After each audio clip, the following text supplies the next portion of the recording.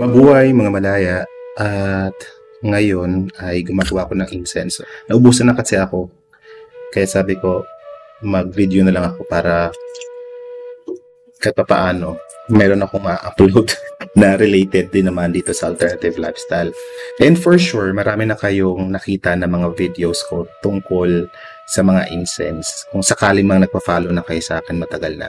So ang kinaibahan nito, pinakasimple, parang simple ingredient lang yung gagamitin ko dito na lagi kong ginagawa. Marami kasi akong blend na connected sa traditional na mga halo, pero ito yung pinaka-basic sa lahat. And may mga ilan akong part dito na parang i-emphasize na hindi ko nagawa na i-emphasize noon, or hindi ko masyadong na-explain noon. So I don't know kung mayroon itong magiging something new para sa inyo, pero gusto ko lang ibahagi. So meron ako dito na lumbayan. O, di ba nakalimutan ko pa. So, lumbayan, ayan. So, yung lumbayan ay vetiver rin siya. So, ito ay secret ito sa mga diwata. Kapag nagkakaroon kayo ng mga panawag-tawag o yung pag-honor. Pangalawa, meron ako ditong pulantro. Ito ay powdered na kasi, anyway, durugin ko rin naman siya kapag bumi ako ng seeds. Alam niyo yung parang seeds ng na mga bilog-bilog na maliliit na kulay brown. Ito yun siya. Pero durog na siya. Naipakita ko na rin yata sa ibang video. Kung nalilito kayo, yung kulantro at saka yung cilantro, technically isang plant lang sila. Yung cilantro kasi ay parang tawag yata sa US yon. Tapos yun yung mainly tawag dun sa plant mismo. So kulantro, cilantro, same thing lang siya. Pero mas kilala yung seeds niya as kulantro or coriander. Tapos yung cilantro and coriander, same plant sila. Seeds lang yung coriander. Pero may mga ibang bansa yata na tumatawag din ng coriander sa kabuang ng plant na as in like everything is tatawag nila yun as coriander. So yun nga lang, cilantro yung mas kilala yata sa US, kaya naging ganun siya. Pero iisa lang sila ha, huwag kayong ma-confuse doon. Again, yung kulantro at cilantro iisa, yung buto ay usually tinatawag na coriander or kulantro, at yung mismong halaman ay tinatawag siyang cilantro. So yun, anyway, ewan ko ba sa kanila kung bakit ganun, basta ganun siya.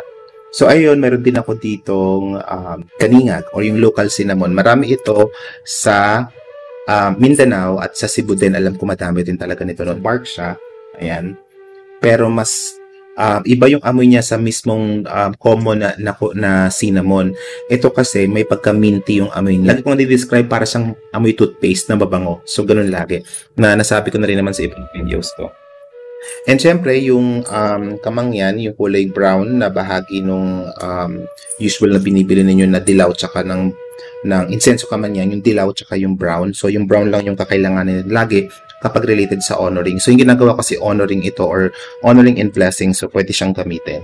Basically, kailangan lang natin munang gupit-gupitin. O, di ba, nawawala pa yung kunting ko. Ay, gupit-gupitin na maliliit itong lumbayan or lagumbae or yung ating vetiver root. Mahirap siya kasing guntingin, dikdikin kasi sobrang tibay niya. As in, isa yun sa mga characteristics niya na ginagamit ito sa mga lupa para hindi magkaroon ng pagkabuhaghag ng lupa or hindi siya magkaroon ng landslide or soil erosion, ganyan.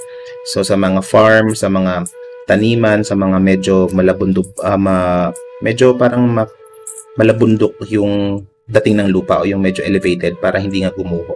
Meron siyang kakaibang bango. So, wag naman tayo mag-expect na sobra-sobra na parang pag sinunog natin, para na siyang essential oil sa bango. Pero meron talaga siyang distinct na amoy na napaka-sacred for me ng dating or nung pakiramdam kapag naaamoy ko siya. Tapos, itong coriander, itong kamangyan, yung kulay brown, kailangan lang natin siyang dikdikin.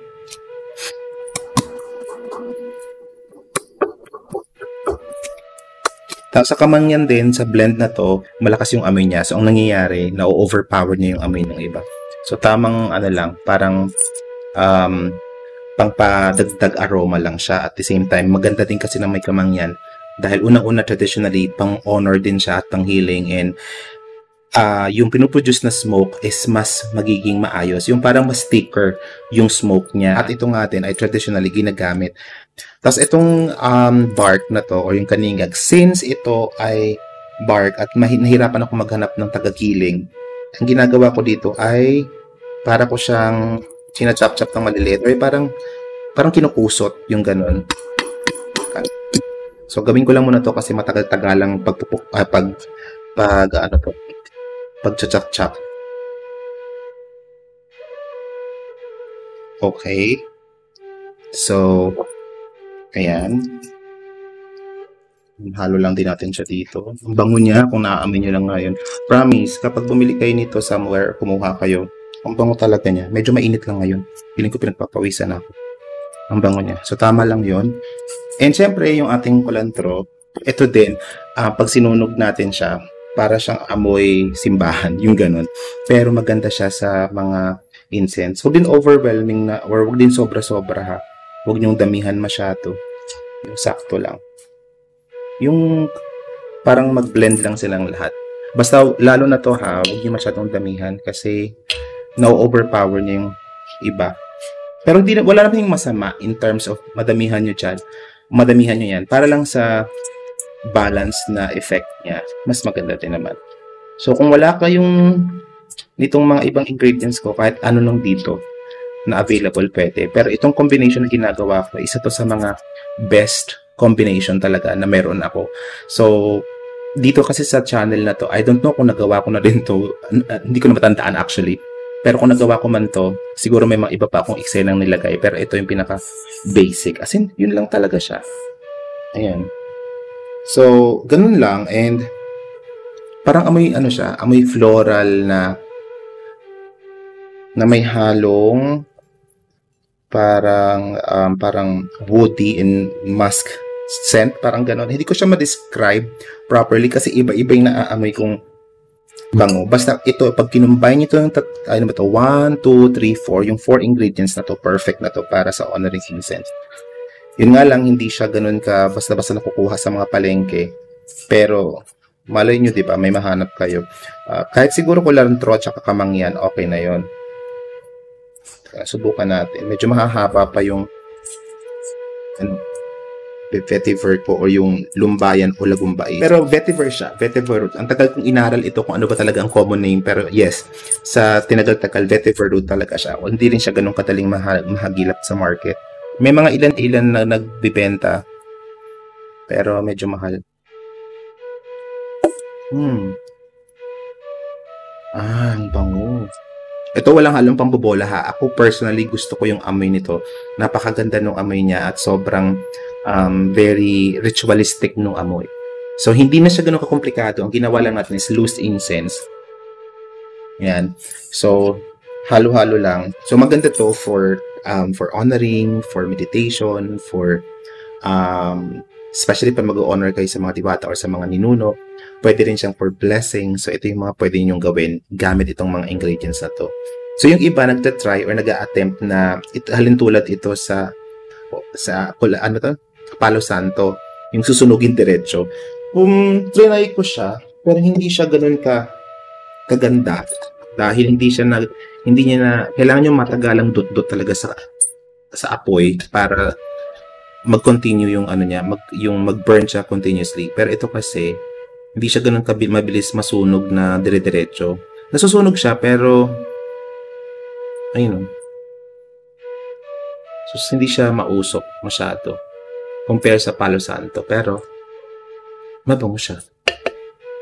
So, pwede na rin, ako kasi pag nag-ceremony ako, talagang gusto ko lang may umuusok talaga. Kasi diba, ilang beses ko nang sinabi na yung pagpapausok ay mahalagang bahagi siya ng kultura natin bilang tradisyon ng diwataan kasi natatransform nito yung mga prayers natin sa mas malawak na kumbaga na range, mas nagiging spiritual lalo yung ginagawa mo at especially kung may offering ka, kapag may umusok natatransform yung mga offering mo punta doon sa spiritual world. So ayun, and maraming salamat mga Malaya. Mabuhay kayong lahat hanggang sa susunod. Paalam.